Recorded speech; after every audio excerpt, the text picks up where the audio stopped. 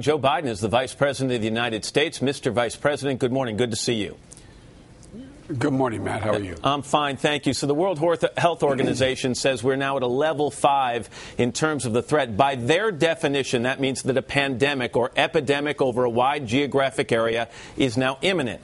Last night, the president said no plans to shut down the borders between the U.S. and Mexico, no plans even to curtail commercial air traffic or travel between the two countries. I think some people this morning, Mr. Vice President, may be shaking their heads, not understanding that. Help me out. I'll help you out by telling that we have contacted and been in constant contact with the leading health experts, both in the world as well as here in the United States, and they have suggested that that is not the way we should move. They suggested that what we should be doing is deal with mitigation, and that is the circumstances where large crowds of people, whether they're in schoolrooms or in soccer stadiums or in malls or whatever, where the flu is transmitted. Closing a classroom and closing a border are two fundamentally different things. And so we've been operating on the best evidence we've been given by the world's leading experts on pandemics and epidemics, and that's the advice we've been given. Let's just talk as non-experts then, you and me, though. I mean, it seems the president used the analogy last night to the horse in the barn. You know, you don't close the barn door after the horse has left, but when the horse leaves the barn, there aren't thousands and thousands of other horses waiting to stream out of the barn door. This is more like a water main break. It floods basements. You close down those houses and you clean them up, but wouldn't you also go back and turn off the water in that water main so it doesn't continue to flood other neighborhoods? Well, if the analogy were appropriate, yes, but I don't think the analogy is appropriate.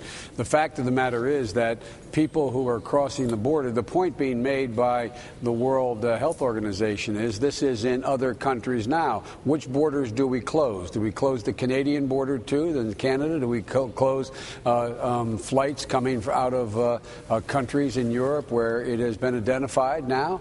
We're told that is not an efficacious use of our effort, that we should be focusing on mitigation. Let me ask this, and this is by no means a gotcha type of question, I promise, but if a member of your family came to you, no, Mr. Vice President, if a member of your family came to you and said, look, I want to go on a commercial airliner to Mexico and back within the next week, would you think it's a good idea?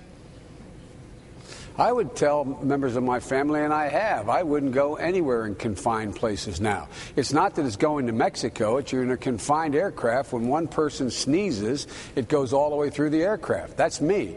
I would not be at this point, if they had another way of transportation, suggesting they ride the subway. So from my perspective, what it relates to is mitigation. If you're out in the middle of a field and someone sneezes, that's one thing. If you're in a closed aircraft, a closed container, a closed car, a closed classroom, it's a different thing. Let me turn to the economy, the first 100 days of your administration, this administration.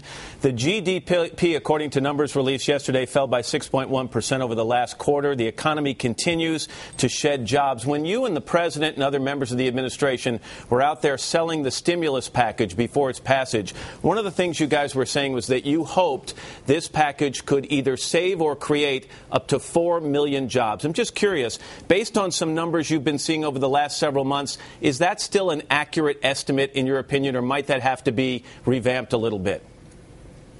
I think it's still an accurate assessment. Look, this thing's been up and running for 70 days, Matt. This has been up and running for 70 days.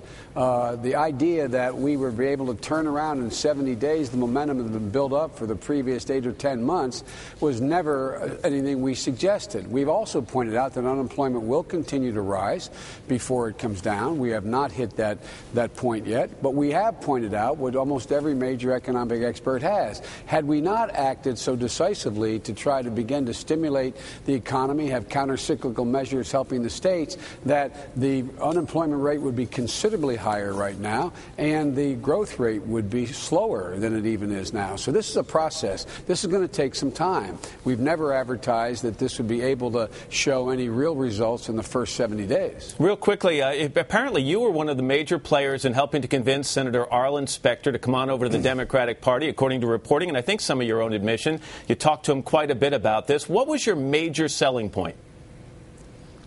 Look, I talk to Arlen a lot. He's an old, close, personal friend and confidant. I've been talking to him about this for a long time.